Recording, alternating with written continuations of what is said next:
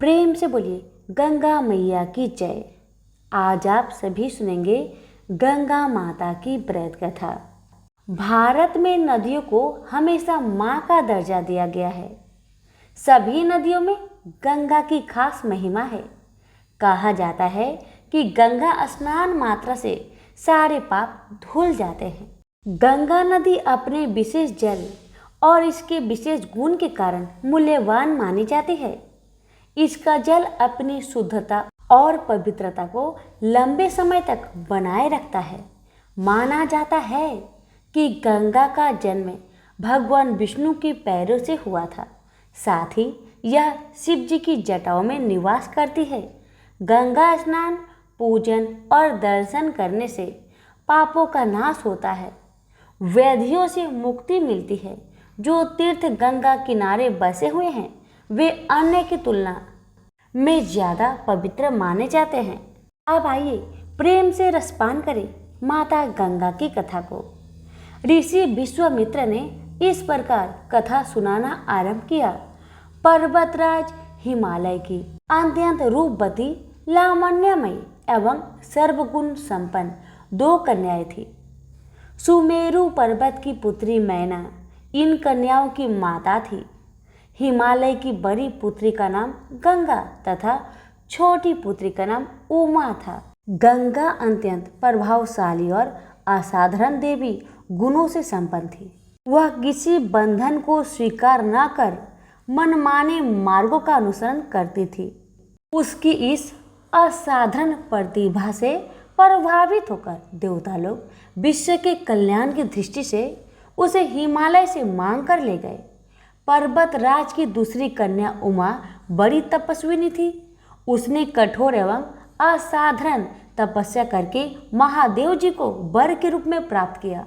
विश्वामित्र के इतना कहने पर राम ने कहा, हे भगवान, जब गंगा को देवता लोग सूर्यलोक ले गए तो वह पृथ्वी पर कैसे अवतरित हुई और गंगा को त्रिपथा क्यों कहते हैं? इस पर ऋषि विश्वामित्र ने बताया, महादेव जी का विवाह तो उमा के साथ हो गया, किंतु 100 वर्ष तक भी उनके किसी संतान की प्राप्ति नहीं हुई। एक बार महादेव जी के मन में संतान उत्पन्न करने का विचार आया। जब उनके इस विचार की सूचना ब्रह्मा जी सहित देवताओं को मिली तो वे विचार करने लगे कि शिव जी की संतान की तेज को कौन संभाल सकेगा। उन्होंने अपनी इस शंका को भगवान शिव जी के सम्मुख प्रस्तुत किया। उनके कहने पर अग्नि ने यह भार ग्रहण किया और परिमाण स्वरूप अग्नि के समान महान तेजस्वी स्वामी कार्तिकेय का जन्म हुआ। देवताओं के इस षड्यंत्र से उमा के संतान होने में बाधा पड़ी तो उन्होंने क्रोध होकर देवताओं को श्राप दे दिया कि भविष्य में वे कभी पिता नहीं बन सकेंगे। इस बीच सूर्यलोक में विचरण करती हुई गंगा से उमा की भेंट हुई। गंगा ने उमा से कहा कि मुझे सूर्यलोक में विचरण करते हुए बहुत दिन हो गए हैं। मेरी इच्छा है कि मैं अपनी मातृभूमि पृथ्वी पर विचरण करूं। उमा ने गंगा आश्वासन दिया कि वो इसके लिए कोई प्रबंध करने का प्रयत्न करेगी। वत्सराम, तुम्हारी ही अयोध्यापुरी में सागर नाम के एक राजा थे। उनके कोई पुत्र नहीं था। सागर की पटरानी कोसनी विदर्भ प्रांत के राजा की पुत्री थी। कोसनी सुंदर, धर्मात्मा और सत्यपरायण थी। सागर की दूसरी रानी का नाम सुमति थी, जो राजा अरिष्टनेमि की कन्या थी। दोनों रानियों को लेकर महाराज सागर हिमालय के भृगुप्रस्वन नामक प्रांत में जाकर पुत्र प्राप्ति के लिए तपस्या करने लगे। उनकी तपस्या से प्रसन्न होकर महर्षि भृगु ने उन्हें वर दिया कि तुम्हें बहुत से पुत्रों की प्राप्ति होगी। दोनों रानियों में से एक का केवल एक ही पुत्र होगा, जो कि वंश को आगे बढ़ाएगा। दूसरी के 60,000 पुत्र होंगे। कौन सी रानी कितने पुत्र चाहती है, इसका निर्णय वे स्वयं आपस में मिलकर कर ले। केसनी ने वंश को बढ़ाने वाले एक पुत्र की कामना की और गरुड़ की बहन सुमति ने 60,000 बलवान पुत्रों की। उचित समय पर रानी कोसनी ने असमंजस नामक पुत्र को जन्म दिया। रानी सुमति के गर्भ से एक तुम्बा निकला, जिससे फूरने पर छोटे छोटे 60,000 पुत्र निकले। उन सब का पालन पोषण घी के घरों में रखकर किया गया।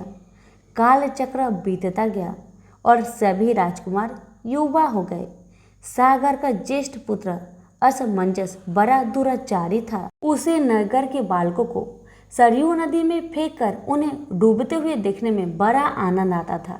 इस दुराचारी पुत्र से दुखी होकर सागर ने उसे अपने राज्य से निर्वासित कर दिया। असमंजस के अंशुमान नाम का एक पुत्र था। अंशुमान अत्यंत सदाचारी और पराक्रमी था। एक दिन राजा सागर के मन में अश्वमेध यज्ञ करवाने का विचार आया। शीघ्र ही उन्होंने अपने इस विचार को कार्य रूप में परिणत कर लिया।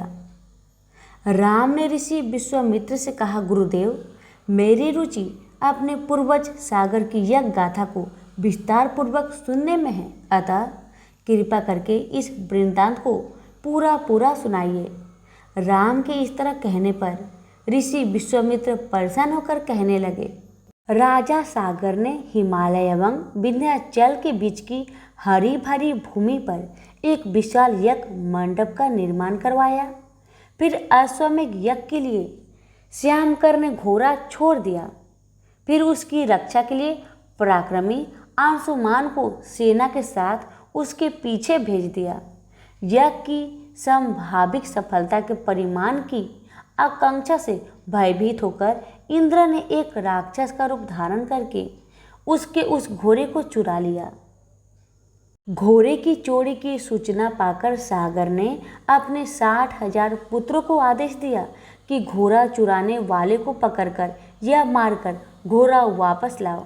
पूरी पृथ्वी में खोजने पर भी जब घोड़ा नहीं मिला तो इस आशंका से कि किसी ने घोड़े को तय खाने में न छुपा रखा हो, सागर के पुत्रों ने संपूर्ण पृथ्वी को खोदना आरंभ कर दिया। उनके इस कार्य से असंख्य भूमितल निवासी प्राणी मारे गए। खोदते खोदते वे पाताल तक जा पहुँचे। उनके इस नृशंस कृत्य की देवताओं ने ब्रह्मा जी से शिकायत की, तो ब्रह्मा जी ने कहा कि ये राजकुमार क्रोध एवं मद में अंधे होकर ऐसा कर रहे हैं। पृथ्वी की रक्षा कर दायित्व कपिल पर है, इसलिए वे इस विषय में कुछ न कुछ अवश्य करेंगे। पूरी पृथ्वी को खोदने के बाद जब घोड़ा और उसको चुराने वाला चोर नहीं मिला तो निराश होकर राजकुमारों ने इसकी सूचना अपने पिता को दे दी। रुष्ट होकर सागर ने आदेश दिया कि घोड़े को पाताल में जाकर ढूंढो। पाताल में घोड़े को खोजते खोजते वे सनातन वासुदेव कपिल आश्रम में पहुंच गए। उन्होंने देखा कपिल देव आंखें बंद किए बैठे हैं और उन्हीं के पास यज्ञ का वह घोड़ा बंधा हुआ है। उन्होंने कपिल मुनि को घोड़े का चोर समझकर उनके लिए अनेक दुर्वचन कहे और उन्हें मारने के लिए दौड़े। सागर के इन कुकृत्यों से कपिल मुनि की समाधि भंग हो गई। उन्होंने क्रोध होकर सागर के उन सब पुत्रों को भस्म कर दिया। जब महाराज सागर को बहुत दिनों तक अपने पुत्र की सूचना नहीं मिली तो उन्होंने अपने तेजस्वी पौत्र अंशुमान को अपने पुत्रों के साथ घोड़े का पता लगाने के लिए आदेश दिया। वीर अंशुमान शस्त्र शास्त्रों से सुसज्जित होकर उसी मार्ग से पाताल की ओर चल पड़ा जिसे उसके चाचाओं ने बनाया था। मार्ग में जो भी पूजनीय ऋषि मुनि मिले उनका यथोचित सम्मान करके अपने लक्ष्य के विषय में पूछता हुआ उस स्थान तक पहुंच गया जहां पर उसके चाचाओं के भस्मीभूत शरीर की राख पड़ी थी और पास ही यज्ञ का घोड़ा चर रहा था। अपने चाचाओं के भस्मीभूत शरीर को देखकर उसे बहुत दुख हुआ। उसने उनका तर्पण करने के लिए जलाशय की खोज की, किंतु उसे कहीं जलाशय नहीं दिखाई पड़ा। तभी उनकी दृष्टि अपने चाचाओं के मामा गरुड़ पर पड़ी। उन्हें सादर प्रणाम करके अंशुमान ने पूछा कि बाबा जी, मैं इनका तर्पण करना चाहता हूँ।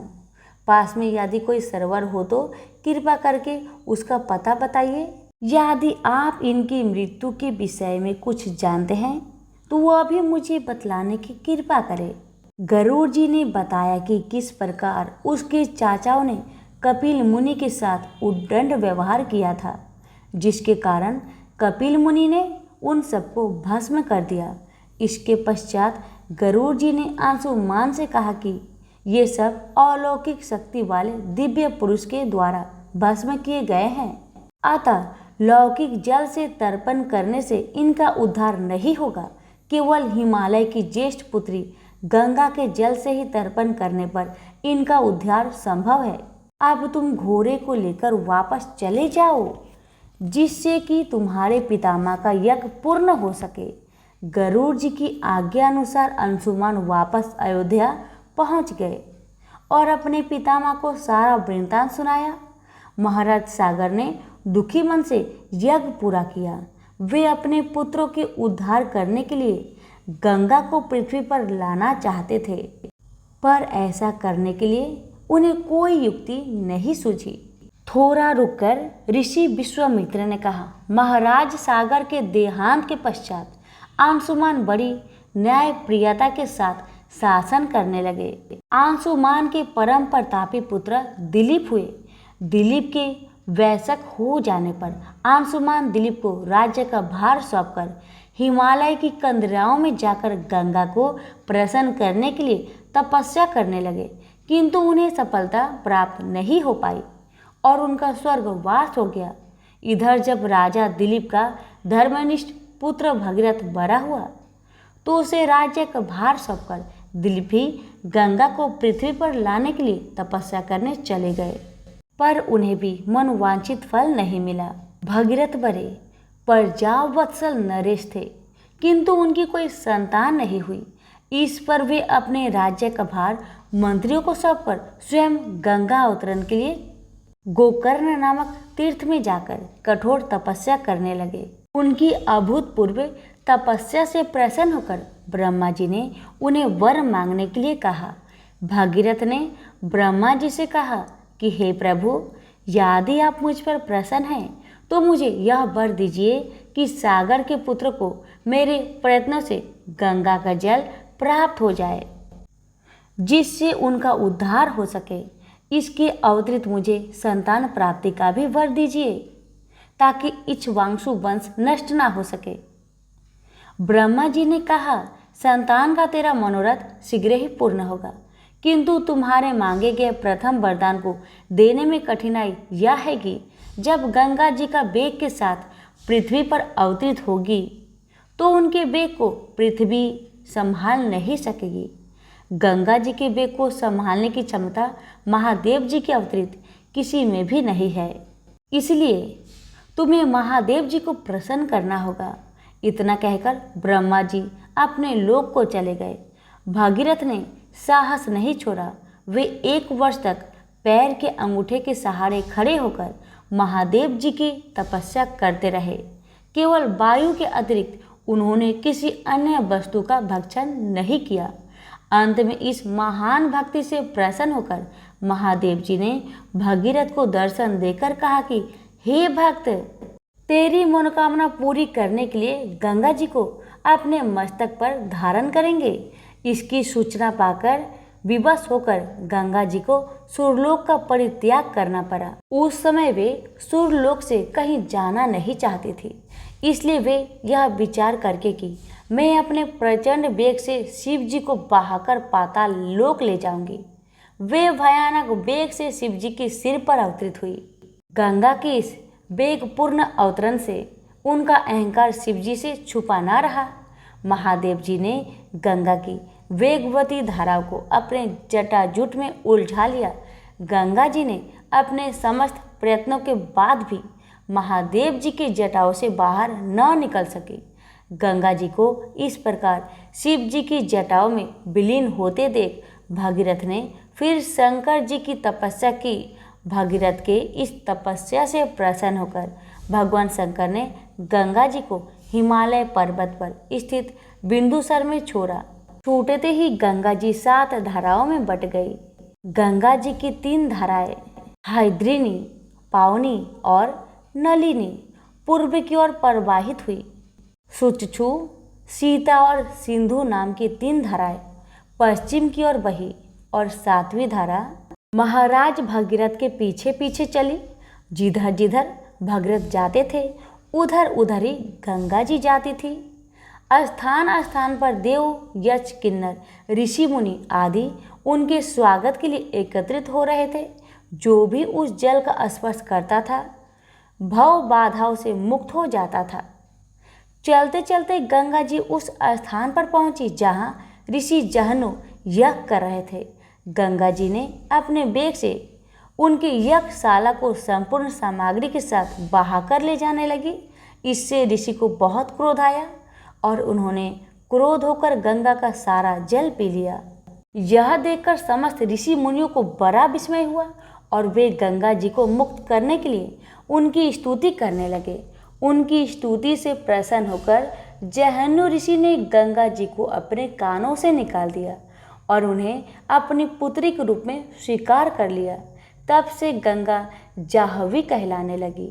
इसके पश्चात वे भगीरथ के पीछे पीछे चलते समुद्र तक पहुंच गई और वहां से सागर के पुत्रों का उद्धार करने के लिए रसातल में चली गई।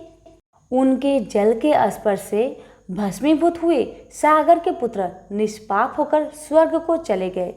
उस दिन से गंगा के 3 नाम हुए, त्रिपथ गंगा, जाह्नवी और भागीरथी। तो प्रेम से बोलिए गंगा मैया की जय।